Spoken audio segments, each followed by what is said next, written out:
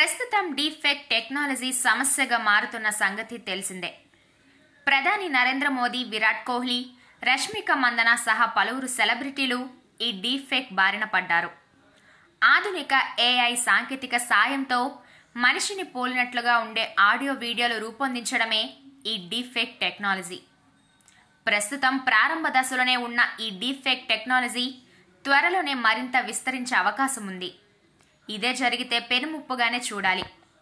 అందుకే ఈ deepfake technology వ్యతిరేక కార్యక్రమానికి శ్రీకారం చుట్టింది వాట్సాప్ యాజమాన్య సంస్థ మెటా. మిస్ ఇన్ఫర్మేషన్ కంబాట్ అలయన్స్తో కలిసి డీఫేక్ టెక్నాలజీని అరికట్టబోతోంది. ఇది fact checking organisations, industry partners, digital ల్యాబ్లతో కలిసి పనిచేస్తుంది. ఈ ఫీచర్ల భాగంగా వాట్సాప్లో ప్రత్యేక ఫ్యాక్ట్ చెకింగ్ హెల్ప్ లైన్ను ప్రారంభించబోతున్నారు.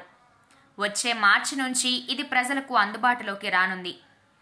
ఏఐ టెక్నాలజీని ఉపయోగించి తయారు చేసే డీఫేక్ వీడియోలను ప్రజలు విశ్వసించకుండా అవగాహన కల్పించడమే లక్ష్యంగా వాట్సాప్ ఈ హెల్ప్ లైన్ అందుబాటులోకి తేనుంది.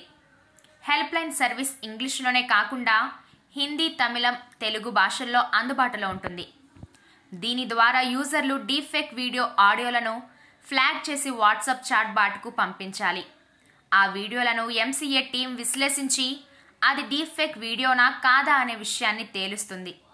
అది డీఫేక్ అని తేలితే సంబంధిత దర్యాప్తు విభాగాలకు సమాచారం అందిస్తుంది.